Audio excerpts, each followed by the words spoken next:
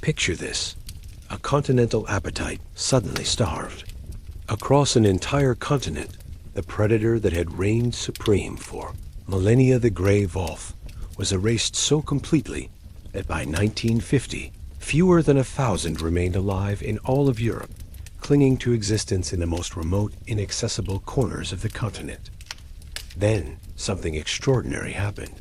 Against all odds, without any grand master plan, without billionaire conservationists or international summits, wolves began their return. Today, there are more wolves in Europe than at any point in the past 200 years. This is the story of how an apex predator reclaimed its throne, and what it means for all of us who thought we had won the right to dominate nature forever. Before we continue, if you'd like to join me for more stories like this, feel free to subscribe. I share a new one every day. And if you don't mind, leave a comment and tell me where you're listening from and what time it is for you right now. I love seeing how far these stories travel. To understand the wolf's disappearance, you have to understand what wolves meant to medieval and Renaissance Europe. They were not simply predators. They were the embodiment of chaos, the physical manifestation of everything that stood between humans and the orderly Christian civilization they were trying to build.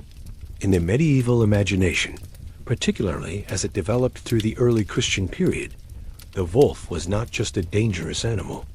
It was the devil's instrument, the harbinger of moral corruption, a creature that represented the thin boundary between the safety of civilization and the overwhelming darkness of the untamed world. The medieval European lived in a fundamentally different relationship to nature than we do. For them, the forest was not a place of beauty or refuge. It was a place of genuine danger and moral peril. Bears, boars, and lynx lived in those forests, but it was the wolf that occupied the central place in medieval nightmares. This was partly practical. Wolves could and did kill humans, particularly children and the elderly. But it was also psychological and spiritual.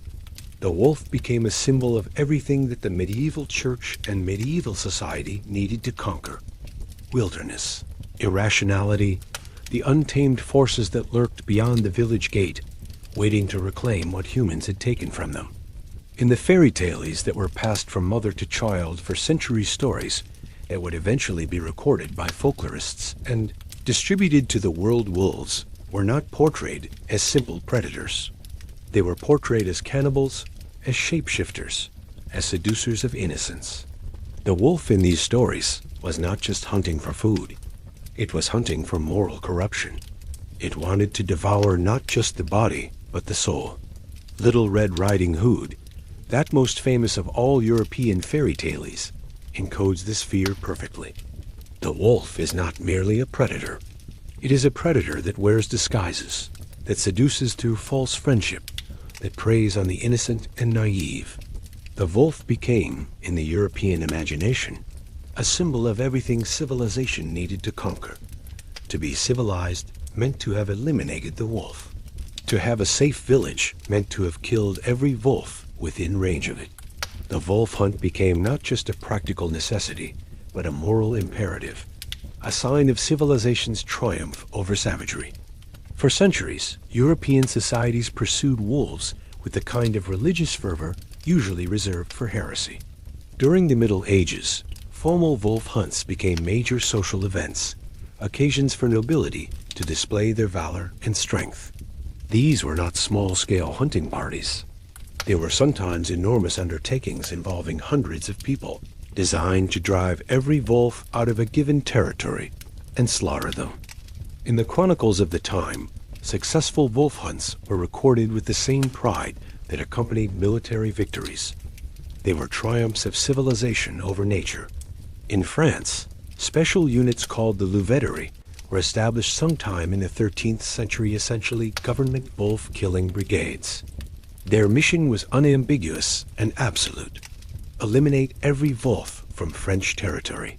These were professional hunters, paid by the crown to hunt wolves as their sole occupation. They were given authority and resources.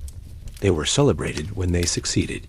The louveterie represented the institutionalization of wolf extermination, the conversion of wolf persecution from a local activity into a state policy.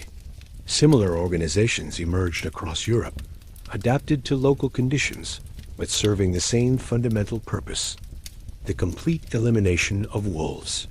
In medieval Germany, the Holy Roman Empire pursued wolves with particular intensity. German chronicles from the period record massive organized hunts, sometimes involving thousands of participants. The hunt was both practical and ceremonial a way of demonstrating the power of the state and the superiority of civilization. By the 16th century, wolves had already vanished from much of the German-speaking territories. The most densely populated areas had been cleared of wolves centuries earlier. They survived only in the wildest, most remote areas, and even there, pressure against them was constant. In Britain, the story was particularly severe. The island that would one day become the imperial center of the world, the nation that would come to dominate much of the globe, had already successfully erased its native wolf population. English wolves were hunted so completely that by 1500, and some historians argue even earlier, there were no wolves left anywhere in England. The last English wolf is often said to have been killed during the reign of Henry VII, sometime in the late 15th century. Whether or not this specific historical record is accurate, the principle is clear. England had eliminated its wolves long before the modern era. England had achieved what every European society aspired to: a complete cleansing of the landscape. The northern reaches of Europe, Scandinavia, Russia, and the wild lands beyond held out longer. These regions, less densely populated and with less organized state power, could not pursue wolves with the same intensity. Wolves survived longer in these margins.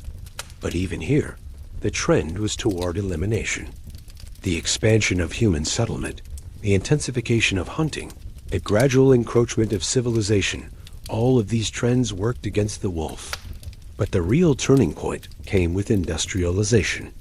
The transformation that began in the 18th century and accelerated through the 19th represented something qualitatively different from what had come before.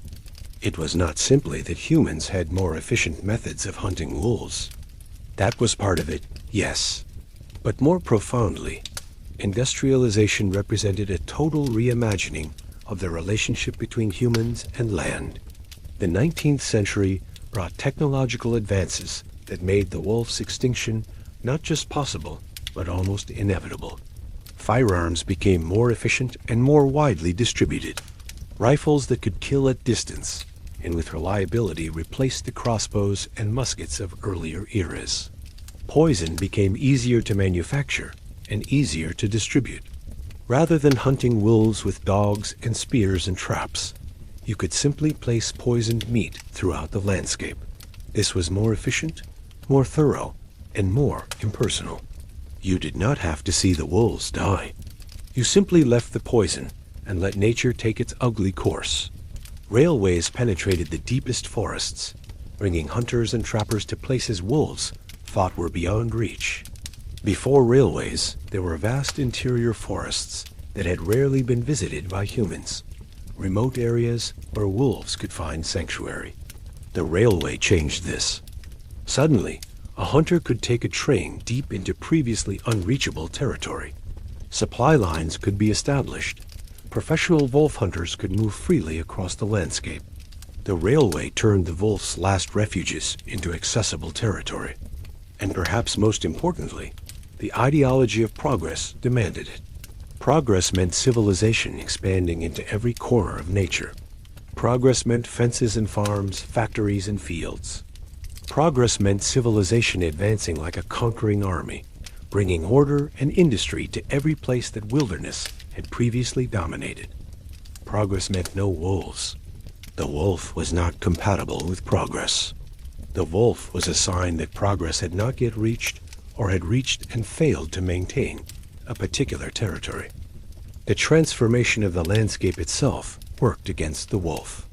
As forests were cleared for agriculture, as meadows were converted to pasture, As the countryside became increasingly a managed human space rather than wild nature, there was simply less room for wolves. The habitat that wolves needed to survive was being systematically destroyed. It was not just that wolves were being hunted. It was that their world was being dismantled, converted into something else, something that could be measured and controlled and turned into profit. By the turn of the 20th century, the wolf was already a ghost. In France, the last wolf was officially killed in 1910, a female, captured near the Mediterranean coast. There would be occasional unconfirmed sightings over the following decades, but the last breeding population in France had been eliminated by the early 1900s. In Germany, the last wolves fell sometime in the 1870s. The great German forests, which had once held substantial wolf populations, had been cleared of them. Spain had reduced its population to a handful, concentrated in the most inaccessible mountain areas. Italy's wolves, the ancestors of the very animals that were revered in Rome's founding mythology, the creatures that had nursed Romulus and Remus, had been hunted nearly to extinction, reduced from a presence that shaped an entire civilization to a handful of survivors hiding in the Apennine Mountains. Poland and Eastern Europe held out somewhat longer. These regions, less densely developed and with less intensive state organization, could not pursue wolves with the same relentless efficiency. But even here, the pressure was immense. Hunters killed wolves whenever they encountered them. Shepherds poisoned wolves when they threatened livestock. Governments established hunting quotas and encouraged wolf hunting. The direction was clear, even if the timeline was slightly delayed. Wolves were being eliminated everywhere. The continent had made up its mind. The wolf would be erased. This was not a decision. It was made consciously in any formal sense. There was no summit at which European nations agreed that wolves must go. Instead, it was a consensus that emerged from thousands of individual decisions made by hunters, shepherds, farmers, and governments across the continent. It was a consensus about what civilization meant and what it required. The reasons given were straightforward and seemed unassailable. Wolves killed livestock. They represented an economic threat to farmers and shepherds who depended on their herds for survival.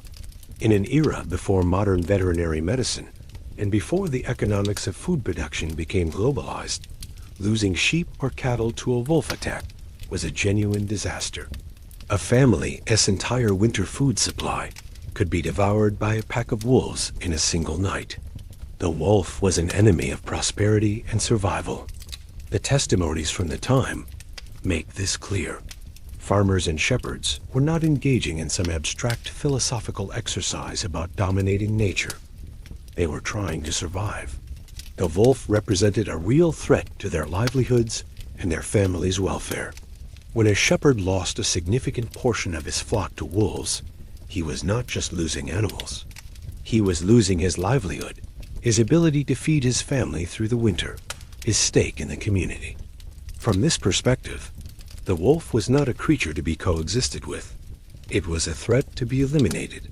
But there was more to the elimination of wolves than pure economic necessity. The wolf was also the enemy of a particular vision of Europe's future, a vision of total mastery, of nature completely subordinated to human will. The wolf hunt was not just about protecting livestock. It was about proving that humans could conquer wilderness itself, could transform the entire continent from a wild place to a managed and controlled space. Every wolf killed was a small victory for civilization against the wild. The extermination of wolves became a point of pride, a demonstration of European sophistication and control. To have eliminated all the wolves in your territory was a sign of power and civilization. It was a sign that you had mastered your domain. The wolf's elimination became not just a practical necessity, but a cultural achievement, something to be proud of and to commemorate. The extermination of wolves in Western Europe became complete in a way that no other large predator did. You could still find bears in some areas. Lynx survived in remote mountain ranges. But Wolves the wolf was almost completely gone. It had been hunted to the very edge of extinction with a thoroughness and efficiency that spoke to the depth of human hatred and fear. And they very nearly succeeded in making the wolf completely extinct in Europe. By 1950, the calculation is almost impossible to comprehend when you think about it carefully. An entire continent, millions and millions of square miles of territory stretching from the Atlantic to the Urals, and fewer than 1,000 wolves remained alive. Perhaps somewhere around 500 to 1,000, depending on who was counting and what assumptions they made. Most of these survivors lived in remote areas that had been depopulated or abandoned, parts of Poland that were wild and difficult to reach, the Carpathian Mountains deep in the Althea, Soviet Union, where vast forests provided some refuge scattered through Scandinavia, where wilderness remained. The wolf had been reduced from being a presence that shaped human consciousness and culture across an entire continent to being in a knot. Irrelevance, a creature so rare that most Europeans would never see one in the wild, or perhaps ever encounter one at all. A person living in France or Germany in 1950 would probably never see a wolf in their entire life. The wolf had become a historical artifact, something that belonged to a past era, something that Europe had moved beyond. If you had stood in Western Europe in 1950 and predicted that wolves would be common again within 70 years, that the continent would be home to tens of thousands of wolves, that wolves would be expanding into territories that had been empty of them for centuries, you would have been laughed at. You would have been dismissed as a dreamer or a fool. The trend seemed irreversible. The continental commitment to wolf elimination seemed absolute. The continent had moved on. Wolves were museum pieces, creatures to be read about in historical accounts, not living animals that might one day walk again through European forests. Nobody was working on a grand campaign to bring wolves back. There was no international wolf recovery initiative being planned. The idea that Europe would voluntarily choose to live with wolves again seemed preposterous. The wolf had been defeated. History had moved on. Yet something was shifting, even if nobody quite recognized it yet. The seeds of the wolf's return were already being planted, even as the wolf population reached its nadir. The first crack in the edifice of wolf hatred came from an unexpected direction: geopolitics. After World War II, Europe was divided. The Iron Curtain fell. The continent split into two worlds with fundamentally different political systems, economies, and trajectories. And in the eastern half of the continent, under Soviet rule and later under communist regimes, something unexpected and unplanned happened. The borderlands between countries became depopulated. You see, in the Cold War era, the borders between Eastern European countries and between Eastern and Western Europe became militarized zones. They were dangerous places to live. There was suspicion, surveillance, and the ever-present possibility of political conflict. People moved away from these borders out of fear and practical necessity. The wild lands on either side of these borders were left largely alone. The forests were depopulated. The intense human pressure on wildlife that characterized developed regions eased significantly. In Poland particularly, wolves found refuge in areas that humans had abandoned out of fear, rather than out of any deliberate conservation sentiment. The borderlands with Germany and Czechoslovakia, areas that might have been completely wolf-free a few decades earlier, suddenly became sanctuaries. The wolves that had survived in the deepest forests of eastern Poland found that human persecution had lessened. There was still hunting, still persecution, but it was less intense than it had been, or than it remained in Western Europe. Nobody was actively protecting these wolves. Nobody in the Polish government had decided that wolves were worth preserving, but nobody was actively exterminating them either, not with the same intensity as had characterized earlier eras. And that small change, the removal of constant active pressure, was enough. It was enough to allow a population that was barely hanging on to stabilize. Through the 1950s and 1960s, the wolf population in Eastern Europe began to stabilize. And then something remarkable happened. It began to grow. Slowly and almost imperceptibly, wolves that had been on the absolute edge of extinction began to increase in number. By some estimates, wolves were actually starting to increase in number in Eastern Europe, particularly in the Soviet Union, where vast forests provided sanctuary and hunting pressure was less intensive than in Western Europe. The Soviet Union, despite its many environmental failings, had vast tracts of wilderness that provided refuge for wolves. This recovery happened almost by accident. It was not the result of any deliberate conservation strategy or any government commitment to protecting wolves.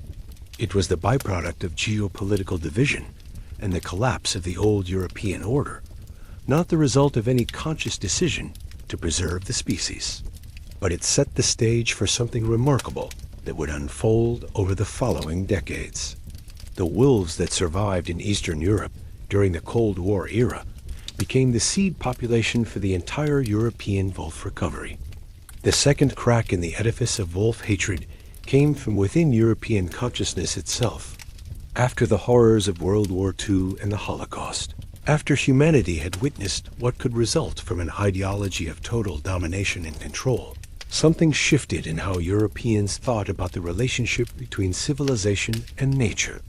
There was a growing sense, particularly among intellectuals, young people, and those traumatized by the war, that unbounded domination, that the total conquest of the natural world had perhaps not been such a good idea after all.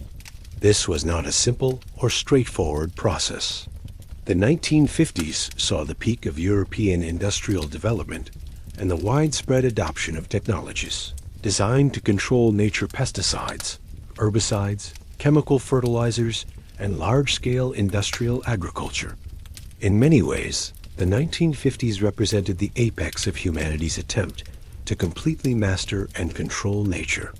It was also in the 1950s that environmental problems began to become visible. Pesticide pollution began to accumulate in animal populations. Waterways became polluted with industrial waste. Air quality in industrial cities became dangerously poor. But alongside this continued attempt at domination, something else was emerging. Environmentalism began to emerge as a political and philosophical movement, particularly in Northern Europe and North America. It was not yet the mainstream concern it would become, but it was starting to take shape. Scientists began to raise concerns about pollution and its effects. Writers and philosophers began to question the assumption that nature was something to be conquered rather than something to live within. This intellectual shift was codified and given enormous influence by the publication of Rachel Carson's Silent Spring in 1962. The book challenged the assumption that humans could simply poison their way to progress. It documented the ways that pesticides were accumulating in ecosystems, killing not just the insects they targeted, but birds, mammals, and fish. It raised fundamental questions about whether the chemicals that had made agriculture so productive were worth the price being paid in environmental damage. Silent Spring was not primarily about wolves, but it created a climate of opinion in which the wolf's value began to be reconsidered. Around the same time, national parks began to be established throughout Europe. These were areas set aside where nature would be protected, where wilderness would be preserved. This represented a fundamental change in thinking. Previously, the goal had been to eliminate wilderness, to convert every wild place into human-controlled space. Now, there was growing recognition that some wild spaces should be preserved, that nature had value beyond its utility to humans. The idea that nature had intrinsic worth, that it was not simply a resource to be exploited, began to gain traction in educated and intellectual circles. This was a profound philosophical shift. For centuries, the dominant European worldview had seen nature as something to be used. The forest was trees to be logged. The meadow was land to be farmed. The wolf was a pest to be eliminated. Now, there was growing recognition that nature had value in itself, that wilderness was worth preserving for its own sake. In this new climate of thought, the wolf's complete extinction began to seem like a loss rather than a victory. The extinction was not yet recognized as tragic. Most Europeans in the 1960s had no emotional investment in the fate of wolves. But among scientists and intellectuals, there was growing recognition that eliminating an entire species represented a kind of impoverishment. The wolf had been part of Europe's nature for millennia. Its complete extinction meant that something had been lost, something that could never be recovered except through extraordinary effort. Scientists began to study what remained of Europe's wolf populations, particularly in Eastern Europe and the Soviet Union. They began to study wolf ecology and to realize that wolves played a crucial role in maintaining healthy ecosystems. This was not yet the sophisticated understanding of trophic cascades that would develop later, but it was the beginning of recognition that wolves were not simply predators that killed livestock. They were part of ecological systems that had been functioning for millennia. Philosophers and writers began to reconsider the cultural mythology that had demonized the wolf for centuries. There was growing recognition that the fairy tale portrayal of the wolf as evil and deceptive was a cultural construction, not an objective description of what wolves actually were. The wolf, viewed from a scientific and ecological perspective, was not evil. It was an animal doing what animals do, hunting for food, surviving, reproducing. There was, in short, a fundamental reassessment of what the wolf meant to human civilization. This reassessment was slow, incomplete, and contested. Many people still hated wolves and saw them as vermin. But the intellectual and scientific consensus began to shift. By the 1970s, a significant portion of educated Europeans had come to see the wolf differently than their ancestors had. But intellectual change was not enough by itself to bring wolves back. Ideas are important, but they do not automatically translate into action. What was needed was for individuals in specific countries to decide that wolves were worth protecting, even if it meant reversing centuries of policy and cultural practice. The real turning point came not from philosophical arguments or scientific research, though these things mattered. It came from a few individuals in a few countries who decided that wolves were worth protecting, even if most of Europe still disagreed with them. These people were not necessarily famous or powerful. Many of them were scientists or government officials who had come to believe that protecting wolves was the right thing to do. In Italy, the story is particularly instructive and remarkable. Italy's relationship to the wolf was deeply complicated.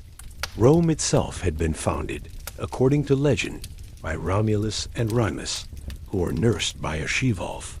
The wolf was part of Italian national mythology. And yet, for centuries, Italy had pursued wolves with the same intensity as any other European nation. By the 1970s, Italy's wolves had been reduced to perhaps 100 individuals, hunted relentlessly, and living in the most inaccessible mountain areas, primarily in the Apennines, the spine of mountains running down the Italian peninsula. These wolves lived in conditions of constant threat. Hunters, shepherds, and ranchers killed them whenever they encountered them. There was no legal protection. Killing a wolf was not illegal. There was simply consensus among rural people that wolves were vermin and should be eliminated. The Italian government had not made any formal commitment to protecting wolves. The wolves that remained were survivors, creatures that had managed to avoid human persecution through a combination of luck and the remoteness of their habitat. In 1971, Italy passed a law that changed everything. The country passed a comprehensive environmental law that granted legal protection to a wide range of wildlife species. Wolves got swept up in this legislation. It was not the result of a grand campaign for wolf protection. It was not the result of a nationwide movement. It was almost accidental. The law was part of broader environmental legislation designed to modernize Italy's environmental policies. Few people noticed. Few people cared. The wolf protection clause was barely discussed. But what mattered was that shooting a wolf became illegal. In a country where wolf persecution was culturally ingrained, where shepherds and hunters had been killing wolves for centuries, this legal protection meant something profound. It did not stop all killing. Illegal poaching continued, but it changed the equation. Killing a wolf was no longer just a matter of local practice and custom. It was now against the law. It meant that someone who killed a wolf could theoretically be prosecuted. Over the next 2 decades, something extraordinary happened in Italy. The wolf population began to recover. The recovery was slow at first, almost imperceptible, but wolves that had been hunted to the edge of extinction began to reproduce. They began to increase in numbers. As protection continued and human persecution eased, even slightly, wolves started to expand their range. They moved out of their restricted mountain refuge. They began to expand northward through the Apennines. Some of these wolves, following prey animals and expanding their territory, began to move beyond Italian borders. They crossed into France. By the 1990s, wolves were appearing in the French Alps regions where wolves had not been seen in a century or more. The news shocked and horrified many rural communities in France. But it also started a process that would prove irreversible. The French could have chosen to hunt these returning wolves back out of existence. They had the technology and the will to do so. Many hunters and shepherds demanded it. But the French government was forced to confront a choice that Europeans had not had to contemplate in centuries. Commit to renewed persecution and attempt to eradicate the returning wolves, or learn to coexist with them. For the first time in European history, the continent began seriously debating whether that choice should be made in favor of wolves. The debate was fierce. French shepherds, particularly those in the Provence and Alps regions, fought vigorously against wolf protection. Wolves were killing their sheep. The predation was real and ongoing. Shepherds who had invested their lives in their flocks found themselves facing losses that threatened their livelihoods. The emotional stakes were high. These were not abstract environmental debates. These were about people's ability to survive as shepherds in their traditional territories. But France also had a strong environmental movement and intellectuals and scientists who had come to value wolves. There was, in other words, conflict. There was genuine tension between different visions of what France should be and what role wolves should play. This was not a simple story of enlightened environmentalists defeating ignorant shepherds. It was a complex situation in which real human interests were in conflict with each other. What emerged was a compromise that would become the template for much of European wolf recovery. Coexistence with management. France did not eliminate the returning wolves, nor did it simply let nature take its course without regard to the impacts on shepherds. Instead, France committed to supporting coexistence through a variety of mechanisms. The Spanish story developed somewhat differently, though with similar underlying dynamics. Spain's wolf population, like Italy's, had been reduced to a handful by the mid-20th century. They survived in the northwest corner of the country, in areas so remote and so economically marginal that they had effectively been abandoned by Spanish society. These were wild places, not developed as agricultural land, not integrated into the modern Spanish economy. The wolves that survived there did so not because anyone was protecting them, but because they lived in territory that humans had little interest in. In the 1970s and 1980s, Spain began to recognize its wolves as something worth preserving. This recognition came from multiple sources: growing international environmental consciousness, Spain's modernization and integration into Europe, the influence of scientists who had come to understand the value of wolves. The Spanish government began to recognize that having wolves was part of what it meant to be a modern European nation. It was not incompatible with progress or prosperity. It was, in fact, a sign of a sophisticated, environmentally conscious nation. Spain passed protective legislation. International agreements recognized the wolf's status as a protected species. And like in Italy, the wolves began to respond to this protection by increasing in number. Northern Spain's wolf population, which had been counted in the dozens or low hundreds in the 1970s, began to grow. By the 1990s, there were several hundred wolves across northern Spain. By the early 2000s, the population had expanded dramatically. The wolves were not just surviving, they were expanding. And then something remarkable happened. Spanish wolves began to cross into Portugal. Wolves that had not been seen in Portugal for perhaps a century or more started reappearing in Portuguese territory. The Portuguese government, which had not expected this development, and which had not been part of any grand plan for wolf recovery, suddenly faced the same choice that France had faced: adapt to a new reality or wage war on it. The return of wolves to Portugal was a surprise. The country had pursued wolves with the same intensity as any other European nation. Portuguese culture included the same fairy tale traditions, the same association of wolves with danger and evil. But the country had neither the resources nor, ultimately, the political will to declare war on the returning wolves. Instead, a grudging acceptance began to develop. Wolves were back. They were coming from Spain and from within Portugal's own remote territories. Rather than fight them, Portugal would have to learn to live with them. Meanwhile, in Central and Eastern Europe, a different and equally important story was unfolding. In Poland, Czechoslovakia, and other countries that had been under Soviet or communist rule, wolves had never been completely eliminated. The vast forests of Eastern Europe had provided refuge. The political situation had prevented the kind of intensive, coordinated extermination campaigns that had characterized Western Europe. The post-1989 period, the collapse of communist rule, and the end of the Cold War created both challenges and opportunities for wolf recovery. On one hand, newly democratizing societies eager to embrace Western market economics sometimes pursued more intensive hunting and development in wild areas.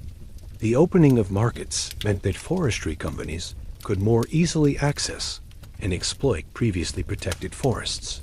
Hunting became more intense as restrictions were relaxed. On the other hand, the collapse of the Soviet system and the reorganization of Eastern Europe created periods of significant instability in which enforcement of hunting regulations was inconsistent. Wolves took advantage of this chaos and instability to expand their numbers and range. The bureaucratic systems that had been designed to manage hunting and wildlife were disrupted. In the chaos, wolves recovered. More importantly, international wildlife organizations and conservation groups began to focus on Eastern Europe as a zone of crucial importance for wolf conservation. Scientists and environmentalists from Western Europe and North America recognized that the Carpathian Mountains and other regions in Eastern Europe were among the most important wolf refugia remaining in Europe. They began to direct resources, expertise, and funding to these regions. International funding and expertise began to flow into Eastern European countries, supporting the protection of wolves and the ecosystems they inhabited. This was not charity. It was recognition that Eastern Europe had become the crucial repository for Europe's wolf population. If wolves were going to recover across the continent, it would happen because the wolves in Eastern Europe were protected and allowed to expand. The Carpathian Mountains, which spanned Romania, Slovakia, and other countries, became the symbolic center of European wolf conservation.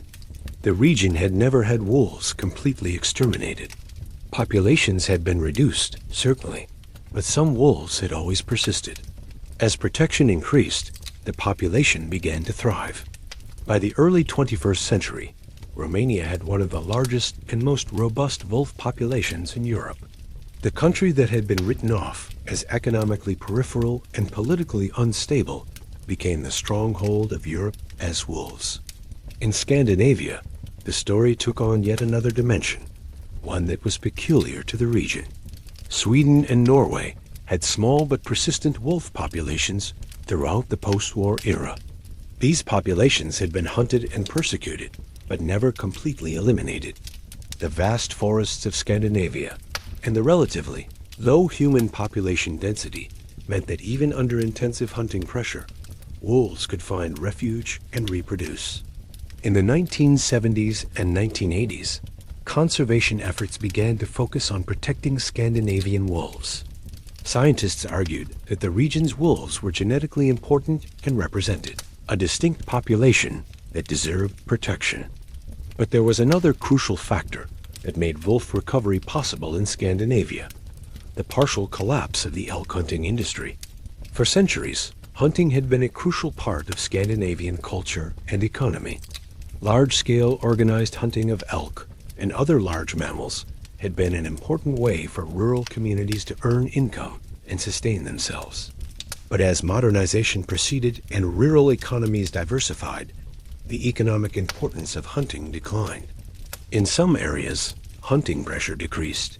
The human population of rural areas declined as people migrated to cities. This created what ecologists call ecological release. The reduction of a limiting factor allows a population to expand. With reduced hunting pressure on prey species like elk, and with more refuge areas as human populations declined, wolves found it easier to survive and reproduce. Even more remarkably, wolves began to migrate from Finland and Russia into Sweden. The idea that wolves could naturally expand their range without human assistance became a reality. Wolves that had survived in the vast forests of Finland and in Russian territory began to cross into Sweden. The political borders that separated these countries meant little to the wolves. They followed prey and expanded their territory according to ecological logic, not political geography.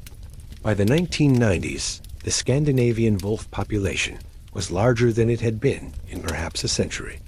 For the first time in modern history, wolves were increasing in a northern European country. The trend was not universal. Norway had more complicated politics around wolves, with stronger hunting interests resisting wolf recovery. But the overall trend was clear. Scandinavian wolves were making a comeback. All of these developments in Italy, Spain, France, Eastern Europe, and Scandinavia remained largely invisible to most of Europe. The wolf recovery was not a coordinated campaign. It was not headline news. Most Europeans were completely unaware that wolves were beginning to return to the continent. It was the result of dozens of different decisions made by different countries, different conservation organizations, different scientists and activists, all working somewhat independently of each other. There was no master plan. There was no grand wolf recovery initiative announced with great fanfare at some international summit. There was no charismatic billionaire funding a massive rewilding campaign. Instead, wolves simply began to come back because humans, in small but meaningful ways, stopped trying so hard to eliminate them. Protection was extended through legislation. Hunting pressure eased in some regions. Political and cultural attitudes shifted, slowly and incompletely, but meaningfully. The recovery of Europe's wolves in the latter decades of the 20th century happened almost beneath the notice of the general public. It was scientists and environmentalists who were aware of what was happening. It was shepherds and hunters in rural areas who first encountered the returning wolves. But for most Europeans, living in cities, working in modern economies disconnected from nature, the wolf's return was something that had not yet entered their consciousness.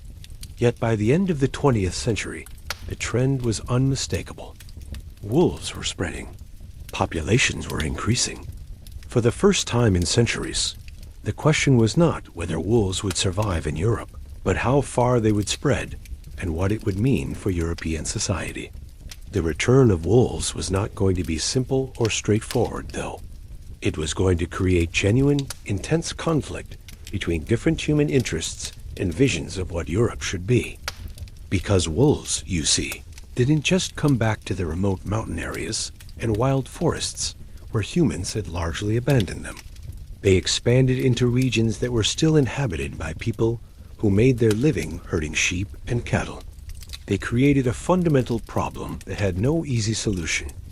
How do you have wolves and livestock in the same landscape? In southern France, As wolves began to appear in the Alps in the 1990s, sheep herders erupted in fury. These shepherds and their families had lived in the mountains for centuries without wolves. For generations, the threat of wolves had been absent. Shepherds could let their flocks graze on the high mountain pastures with confidence that they would be safe. The reappearance of the species felt like an invasion, like an assault on a way of life that was already precarious. Shepherding in the modern world was not a prosperous profession. Young people were leaving the profession. The economics of sheep herding in a globalized agricultural market were difficult. Shepherds were already struggling to maintain their livelihoods. The sudden appearance of wolves that could kill their sheep felt like nature itself was conspiring against them. It felt unfair. It felt like they were being asked to sacrifice their livelihoods for the sake of environmental ideology. Shepherds began to lobby their governments strenuously to prevent further wolf expansion. They organized politically. They made their voices heard. They argued that wolves were incompatible with pastoral agriculture, that shepherds could not survive if wolves were allowed to expand. Some of them engaged in what they called vigilante conservation. That is, they began shooting wolves whenever they encountered them. They killed wolves that were eating their sheep. The legal status of the wolf became something that shepherds and environmental organizations fought over in courts and public forums. It was not a genteel academic debate. It was a real conflict with real stakes. The shepherds were not simply being sentimental about their work. They were fighting for their survival as a professional class, for the preservation of a way of life that had existed for centuries in the alpine regions. This conflict revealed something crucial. The return of wolves was not going to be driven by sentiment or philosophy alone. It was going to be driven by the concrete question of coexistence. How do you manage a landscape where both humans and apex predators want to exist? How do you balance the interests of people who depend on livestock for their income with the desire to preserve wolves? There was no purely theoretical answer to this question. It had to be worked out on the ground, in particular places, through difficult negotiations and practical problem solving. Gradually, some solutions emerged from this necessity. In France, for example, electric fencing systems were introduced to protect livestock from wolves. These systems created barriers that wolves could not easily penetrate. Shepherds learned to move their flocks to areas where fencing could be maintained. The technology was not perfect, but it worked well enough that losses could be reduced to manageable levels. Government compensation programs were established to reimburse shepherds for wolves that killed their animals, despite their best efforts to protect them. If a shepherd had done everything right, maintained fences, used guardian dogs, moved the flock appropriately, but still lost animals to wolves, the government would compensate them for those losses. This meant that shepherds did not have to absorb the entire cost of coexistence with wolves. Society, recognizing that wolves had value, agreed to help pay the price. Livestock guardian dogs, a practice that had been abandoned for decades as wolves disappeared, were brought back. These are large dogs, bred for centuries to protect flocks from predators. They had fallen out of use when wolves became rare. As wolves returned, herders began to use them again. The dogs lived with the flocks, bonding with the sheep, and defended them from predators. It was not foolproof. Wolves could still kill sheep, even with guardian dogs present, but it significantly reduced predation. Shepherds were trained in techniques for living with wolves, in ways to manage their flocks and their movement to reduce encounters with predators. This meant understanding wolf behavior, learning where and when wolves were most likely to attack, developing strategies for moving livestock away from known wolf territories during vulnerable seasons. It meant essentially reverting to older pastoral practices that had evolved in a time when wolves were present. It took years. It took decades. In some cases, it involved genuine tragedy. Shepherds who lost significant portions of their flocks, who suffered economically, whose traditional way of life was disrupted. Wolves were killed in retaliation for livestock losses. Some of these killings were legal, others were not. Political conflict persisted, but gradually, in places like the French Alps, a new coexistence began to emerge. It was not easy. It was not romantic or idealized. It was pragmatic and imperfect, but it was real. Shepherds did not suddenly love wolves. Many of them continued to resent them and to view them as unwanted invaders. But many shepherds came to accept that wolves were returning, that they were not going away, and that the best approach was to adapt rather than to fight a losing battle. This acceptance came slowly, and it came only after years of conflict and negotiation. The most dramatic transformation happened in the Iberian Peninsula. As Portuguese and Spanish wolves expanded into regions where they had not been seen for a century or more, rural communities had to figure out how to live with them. They were unprepared. There was no institutional knowledge about how to live with wolves because wolves had been absent for so long. Older generations might have had stories from their parents or grandparents about wolves, but lived experience of coexistence was absent. In some cases, this meant installing new technologies. Electric fencing and guardian dogs were adopted. In others, it meant changing traditional livestock management practices. Shepherds and ranchers had to learn new ways of moving their herds, new grazing patterns that took wolf presence into account. The process was often painful. Herders lost animals. They lost money. Their way of life was disrupted.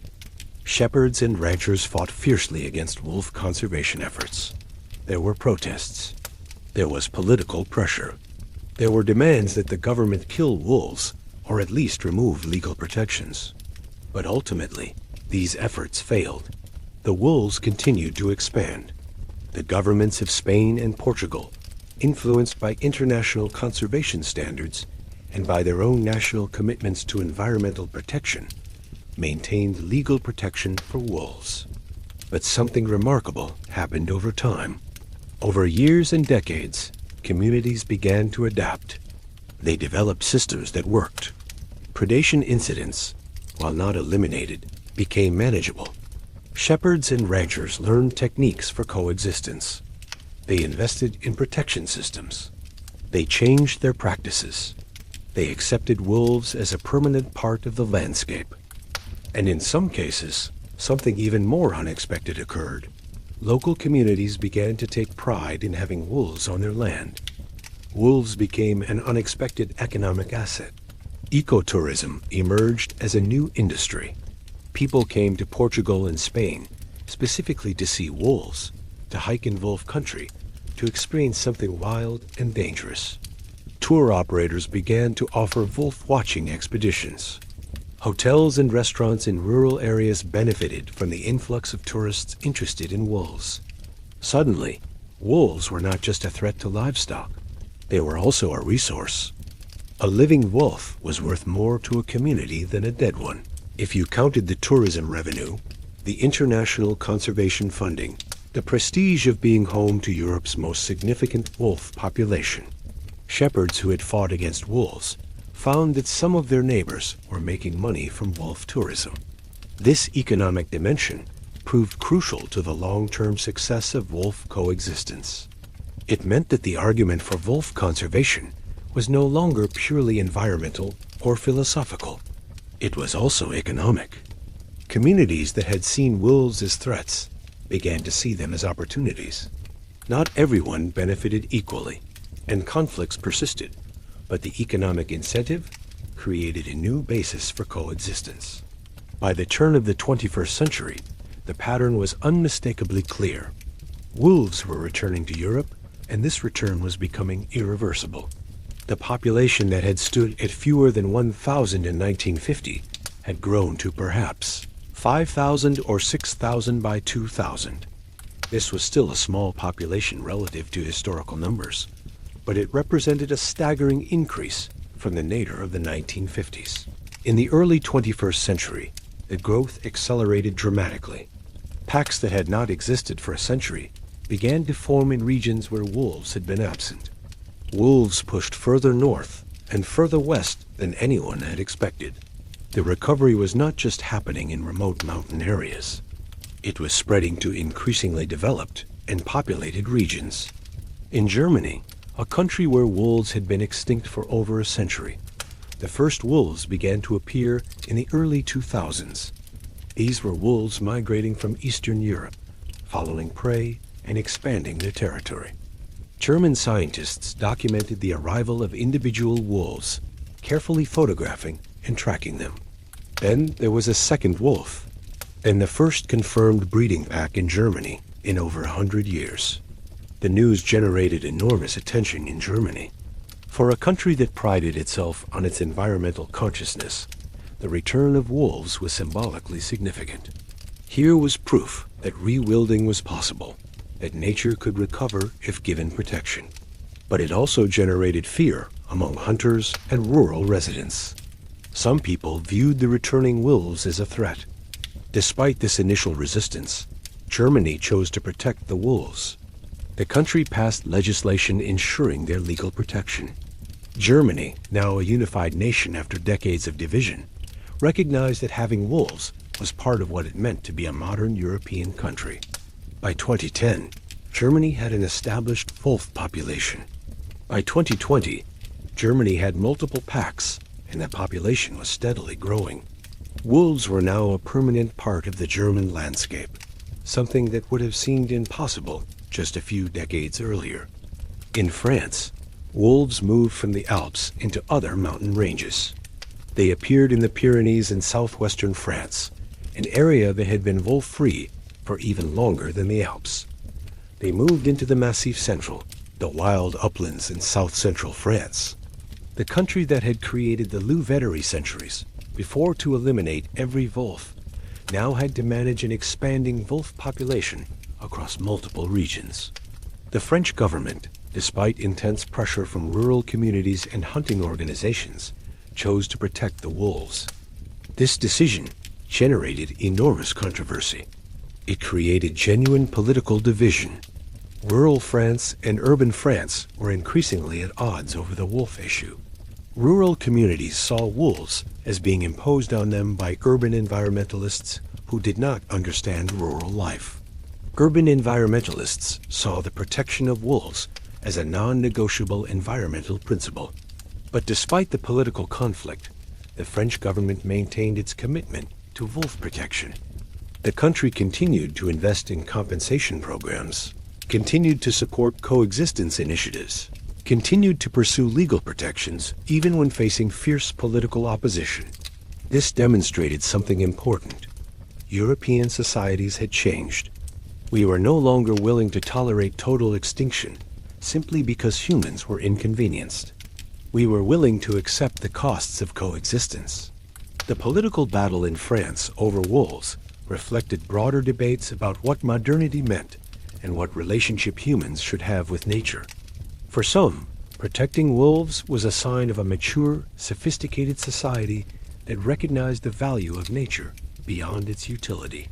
For others, it was an imposition of urban environmentalist ideology on rural communities who bore the real costs of wolf presence. In Scandinavia, wolves continued to expand and increase at variable rates depending on political circumstances. Sweden, which had seemed like one of the least likely places for wolf recovery, given its strong hunting culture and intense political debate about environmental issues, found itself hosting an increasingly robust wolf population.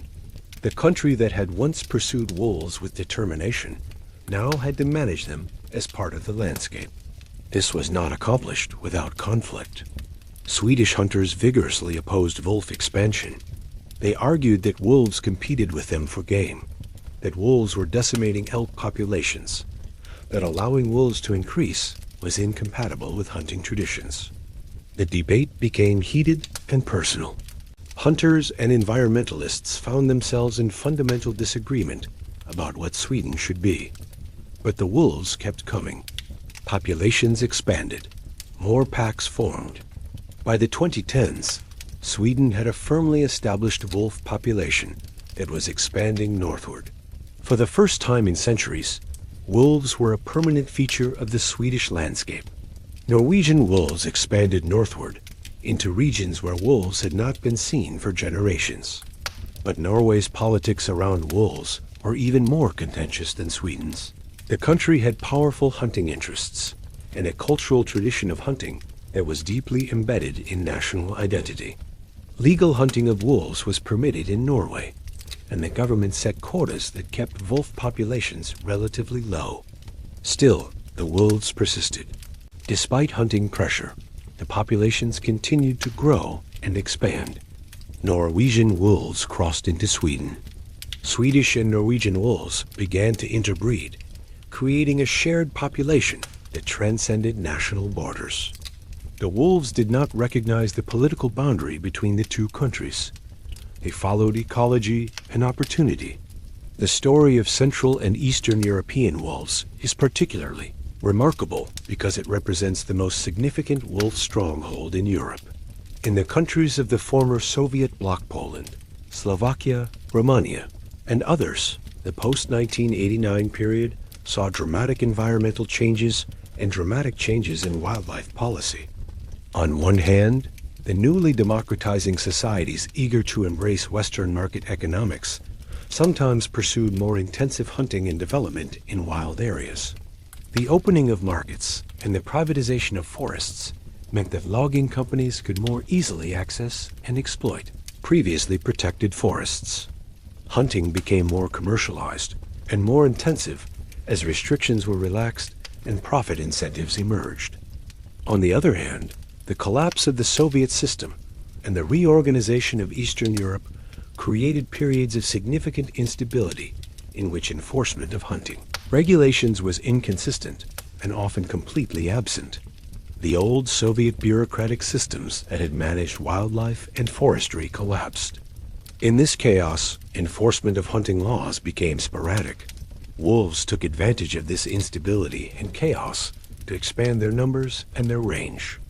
More importantly, international wildlife organizations and conservation groups began to focus on Eastern Europe as a zone of crucial importance for European wolf conservation. Scientists and environmentalists from Western Europe and North America recognized that Eastern Europe held the key to the continent as wolf recovery. They saw that the Carpathian Mountains and other regions in Eastern Europe were among the most important wolf refugia remaining in Europe. They began to direct resources, expertise, and funding to these regions with unprecedented intensity. International conservation organizations, like the World Wildlife Fund, began to work with Eastern European governments and local communities. Scientific research projects were established. Training programs were created to teach local people about wolf conservation and coexistence. International funding began to flow into Eastern European countries, supporting the protection of wolves and the ecosystems they inhabited. This was not purely charitable work, driven by Western environmental guilt, though such sentiments certainly played a role. It was also recognition that Eastern Europe had become the crucial repository for Europe's wolf population. If wolves were going to recover across the entire continent, if Europe was going to have a viable wolf population that could continue to expand and thrive, it would happen because the wolves in Eastern Europe were protected and allowed to expand from that stronghold. The Carpathian Mountains, which span Romania, Slovakia, Poland, and other countries, became the symbolic and practical center of European wolf conservation. The region had never had wolves completely exterminated. Populations had been drastically reduced, certainly, but some wolves had always persisted in the vast, difficult mountain terrain. As international protection increased, as political will shifted, as funding and expertise flowed in, the population began to thrive and expand. Romania, a country that had been written off as economically peripheral and politically unstable, became the stronghold of Europe's wolves. The country that was often seen as backward or marginal in Western European eyes became the repository of something precious and rare. By the early 21st century, Romania had one of the largest and most robust wolf populations in Europe, perhaps the largest.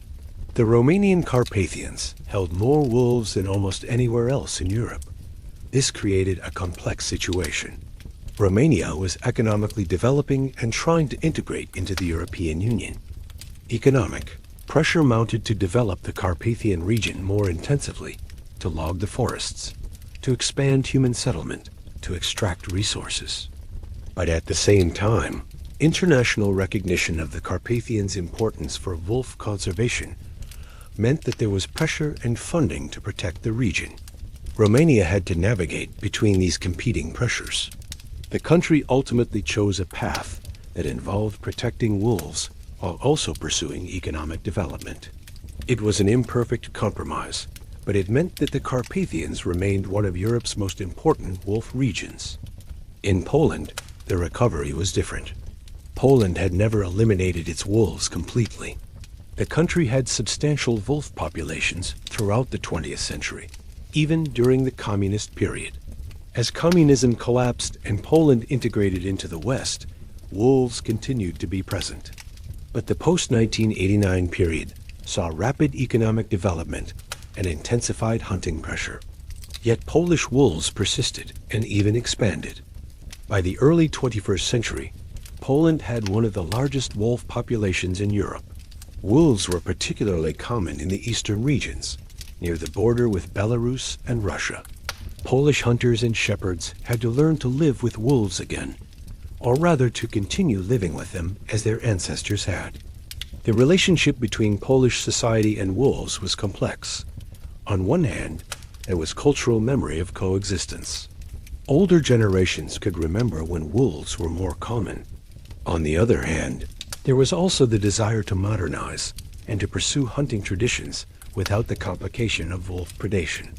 But Poland ultimately chose to maintain wolf protection to allow its wolf populations to thrive. This choice was influenced by international pressure and by Poland's integration into European environmental standards. It was also influenced by growing recognition that wolves were valuable, that they were part of Polish natural heritage. In Slovakia and other Central European countries, the pattern was similar. Wolves persisted, expanded, and became established as permanent parts of the landscape. Each country had to work out its own relationship with returning wolves, but the general trajectory across Eastern Europe was toward protection and coexistence rather than persecution and elimination. By the early 2020s, Europe's wolf population had exploded to perhaps 50,000 to 60,000 animals, depending on how conservatively you counted. Some estimates went even higher. Wolves had expanded throughout most of the continent. They were present in at least 25 different European countries. For the first time in hundreds of years, you could travel from one end of Europe to the other and encounter wolves in genuinely wild populations. The wolf was no longer a relic of the past. It was part of Europe's present and future. This expansion created new challenges that had not been anticipated. As wolf numbers increased dramatically, the incidence of predation on livestock increased as well. In France, the number of sheep killed by wolves rose from dozens per year in the 1990s to thousands per year by the 2010s. This created intense pressure on French shepherds and generated fierce political opposition to wolf conservation from rural communities. Shepherds in southern France organized politically and demanded that the government take action against wolves. They argued that compensation programs were inadequate, that they were being ruined by wolf predation, that the government was prioritizing wolves over rural people. The conflict became intense and personal. Shepherds sometimes blocked roads to protest wolf expansion. They demanded that the government kill wolves to reduce populations. But the French government, despite this pressure, maintained its commitment to wolf protection. It continued to invest in compensation programs, in guardian dogs, in education, and coexistence initiatives. The message was clear and consistent. Wolves are back, and Europe is going to learn to live with them. We are not going to reverse the recovery. Instead, we are going to invest in making coexistence work. This decision to persist with wolf protection, despite genuine conflict and pressure, represented a fundamental change in European values from what had preceded it for centuries. 100 years earlier, the answer to the wolf problem had been extermination. 1,000 years earlier, the wolf had been hunted with religious fervor. Now, in the 21st century, the answer was coexistence, even when that coexistence was expensive and difficult and generated real conflict. It was a choice to accept that we live on a continent with other species, that we do not have the right to eliminate them simply because they are inconvenient, that perhaps there is value in that inconvenience. It was a choice to share the land rather than to conquer it completely. What makes the entire European wolf recovery story so remarkable is that it happened without any grand master plan, without top-down mandates from international organizations or wealthy foundations, without coordinated effort or grand strategy. It happened because of dozens and hundreds and thousands of local decisions made by different people in different countries, many of them made for pragmatic rather than idealistic reasons. A law protecting wolves was passed almost by accident in Italy because it was part of broader environmental legislation. Protection was offered in Spain because it seemed like the right environmental policy for a modernizing nation. Eastern European countries protected wolves partly out of necessity, partly out of genuine attachment to their natural heritage, partly because international pressure and funding made protection the path of least resistance. Scientists in various countries pursued research on wolves and published findings about their ecological importance. Environmentalists organized politically to protect wolves.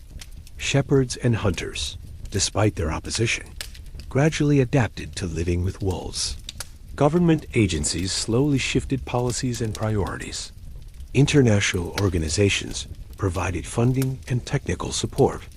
And yet, these uncoordinated decisions, these thousands of small choices made by different people in different contexts, added up to something extraordinary, the functional rewilding of an entire continent. Wolves went from being a symbol of eradication to being a symbol of ecological restoration.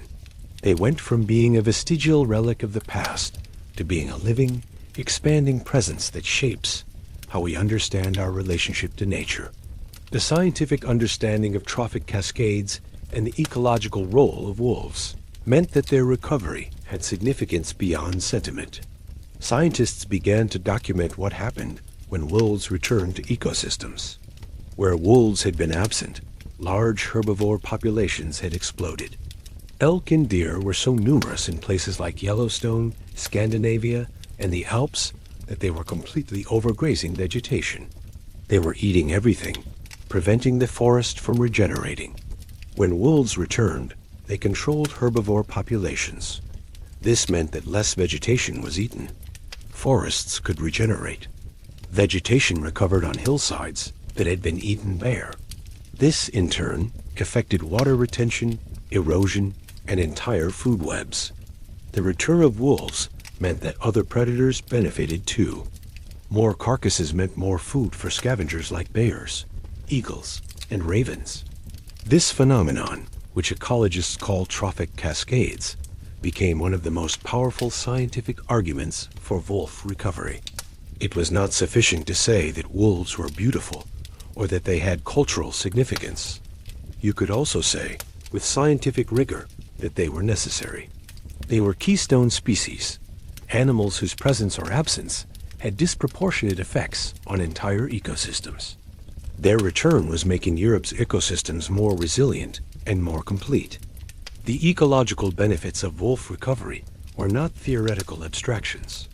They were real, measurable phenomena that could be documented and studied. In the Carpathian Mountains, forests began to regenerate as wolf-controlled herbivory reduced grazing pressure. In the Alps, similar processes were occurring. The landscape was changing, becoming more complex and more diverse as wolves exerted their ecological influence. But even as scientific understanding of wolves' ecological value grew, the conflict between wolves and humans did not simply resolve itself. Even as wolf populations increased dramatically, the political opposition to wolves in some regions remained intense and powerful. Hunters opposed wolves because wolves competed with them for game. Shepherds opposed wolves because wolves killed their livestock. Governments that had chosen to protect wolves faced ongoing political pressure from these constituencies. In Scandinavia, particularly in Norway and Sweden, the political debate about wolves became fierce and bitter. Hunting communities argued that wolves threatened their way of life and their cultural traditions. They pointed out that they had been hunting elk and deer for generations, that hunting was part of their cultural identity and their economic survival in rural areas. Wolves, they argued, were making it harder for them to do this. They pushed for hunting quotas that would keep wolf populations low. They demanded that the government manage wolves more aggressively. In some years, Scandinavia's wolf population was allowed to decline through legal hunting. The debate became a culture war in some cases between urban environmentalists who wanted wolves and rural communities who feared them. The conflict in Scandinavia was particularly intense because it involved fundamental disagreements about identity and values. For urban Scandinavians, protecting wolves was part of being a modern, environmentally conscious nation. For rural hunters, permitting wolves was a betrayal of hunting traditions and rural livelihoods. The two sides seemed to be talking past each other, unable to find common ground. Yet even in these regions where opposition to wolves was strongest and most organized, wolves persisted. The population might fluctuate, might be managed by hunting, but it did not disappear. Legal protections, even when unpopular, prevented the return to total elimination. And over time, even the most skeptical communities began to adjust to having wolves present. The turning point for many skeptics came when they realized that wolves were not going to disappear, that the old world of wolf-free landscapes was not going to return, and that perhaps the question was not whether to have wolves, but how to have wolves. This realization forced a pragmatic shift. Communities that had fought wolf reintroduction fiercely began to develop practical systems for coexistence. This was particularly true in Eastern Europe, where rural communities often had recent historical memory of living alongside wolves and could draw on that experience. Older shepherds in Romania or Poland could remember when wolves were more common. They could recall stories and techniques from their parents and grandparents about how to manage flocks in wolf territory. This cultural memory became valuable as wolves returned. These communities developed practical systems and technologies. They invested in electric fencing. They used guardian dogs. They changed their herding practices. They moved their flocks according to seasonal patterns that took wolf presence into account. They learned to accept a certain level of predation as the cost of living in a landscape with wolves. By the 2010s and into the 2020s, a genuine coexistence had emerged in many regions. It was not the romantic, idealized coexistence that some environmentalists had imagined. It was messy and imperfect and involved ongoing conflicts. But it was real. People and wolves were living in the same landscapes, managing to coexist through a combination of technology, adaptation, compensation, and grudging acceptance. The cultural transformation accompanying wolf recovery was equally profound as the ecological transformation. Young Europeans, growing up in a world where wolves were returning, had a different understanding of what it meant to live in a wild continent than their parents or grandparents had. They did not see wolves simply as threats to be eliminated. They saw them as part of the landscape, as something precious and rare that had been nearly lost and was now, miraculously, being recovered. European universities began to include wolf ecology in their curricula. Documentaries about wolves became popular. Books about wolf behavior and ecology became bestsellers. The wolf was increasingly portrayed not as a threat, but as a fascinating and important predator. Young Europeans grew up with this new understanding, and when they reached adulthood, they carried these values with them. Tourism built around wolf watching began to emerge in countries where it had been unimaginable a few decades earlier. In Portugal, Spain, Slovakia, and Romania, People began to travel specifically to see wolves. They spent money in local communities, supporting rural economies that had been declining as young people left for cities. Tour operators began to organize wolf-watching expeditions. Local guides learned about wolves and their behavior. Hotels and restaurants in rural areas benefited from the influx of tourists. The wolf, which had once been seen as incompatible with prosperity, became a source of it. This economic transformation was crucial. It meant that protecting wolves was not just an ideological commitment. It was also economically rational. The legal frameworks protecting wolves strengthened and expanded throughout the 2000s and 2010s. International agreements recognized wolves as protected species throughout much of the European range. The European Union established legal protections for wolves across member states. National governments passed legislation recognizing the wolf's ecological and cultural value. These legal frameworks made it harder to reverse the gains that had been made. Even in regions where opposition to wolves remained strong, the legal protections prevented the return to unrestricted hunting and persecution. There were always calls for these protections to be weakened or removed, but they proved durable. By the 2020s, it became increasingly clear that the wolf's return to Europe was not a temporary phenomenon that might be reversed. It was a fundamental transformation of the continent's nature. The wolf had taken back Europe, not through conquest or coercion, but through a combination of legal protection, changing human values, and the sheer resilience of the species itself. Wolves that had been reduced to fewer than 1,000, to the verge of complete extinction, had recovered to such an extent that they were now a visible presence across much of the continent. They were no longer a relic. They were not a museum piece. They were a living, expanding part of European nature. This story matters profoundly because it demonstrates something that is rarely seen at such a continental scale. Nature is resilient. When given even the slightest opportunity to recover, when humans stop actively trying to destroy it, life comes back. The wolf's return is not a miracle. It is an ecological fact. It is what happens when you remove constant, active pressure from a species.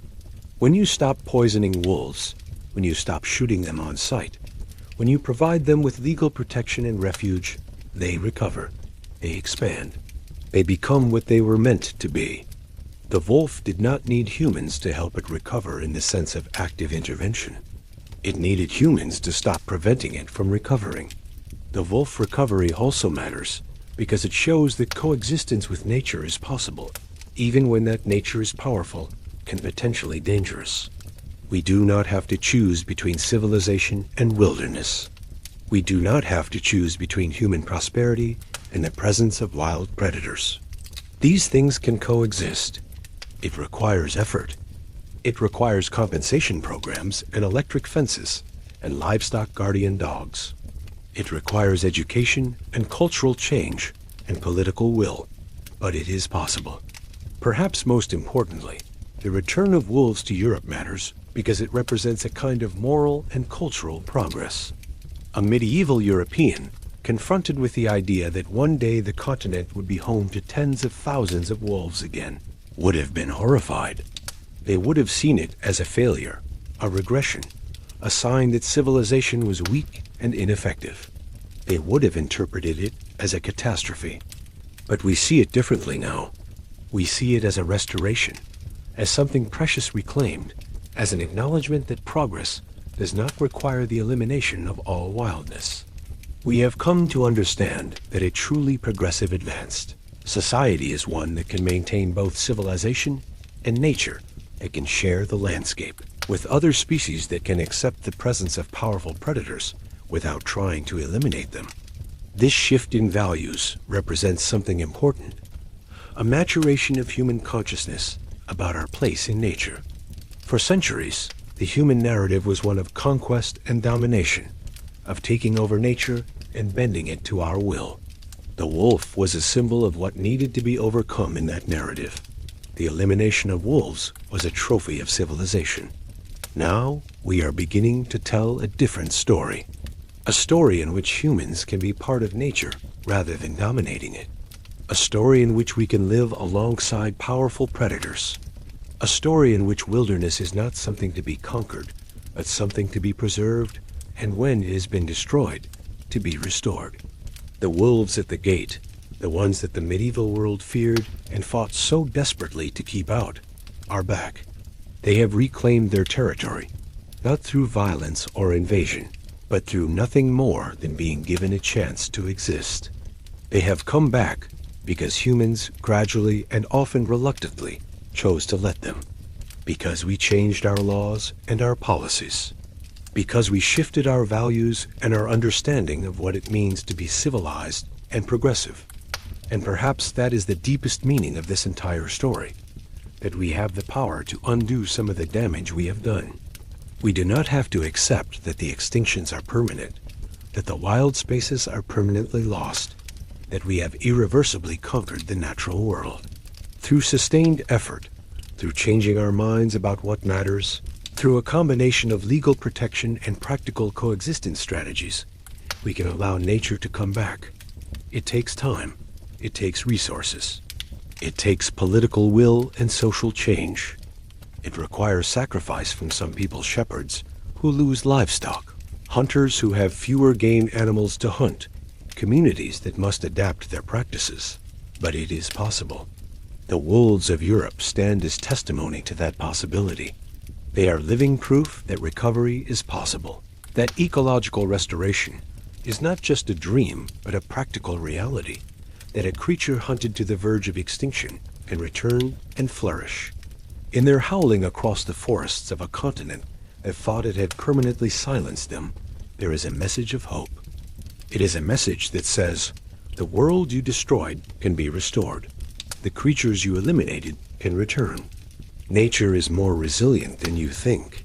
And if you change your mind about what matters, if you decide that wilderness and wildness have value, if you commit to protecting rather than destroying, then extraordinary things become possible. The recovery of Europe's wolves is happening right now, in the present. It is not a historical artifact. It is not something that happened in the past. Even as you read these words, wolves are being born in the forests of Europe. Wolf packs are hunting in the mountains. Young wolves are dispersing to establish new territories. The wolf is spreading, recovering, reclaiming the continent. And it is changing not just the landscapes themselves, but also how people relate to those landscapes. A hiker in the Alps today might hear wolves howling at night. That sound, which would have been unthinkable just decades earlier, is becoming normal. It is becoming part of the experience of European nature. What this tells us is that the future is not predetermined. We are not locked into the path of total human domination. We can choose differently. We can choose to share the earth with other creatures. We can choose to value wildness and wilderness. We can choose to restore what we have destroyed. The wolves are back. They have taken back Europe. And in doing so, they have given us back something we had almost lost. The possibility of coexistence with nature. The understanding that we are part of a living world rather than its masters. The hope that recovery is possible.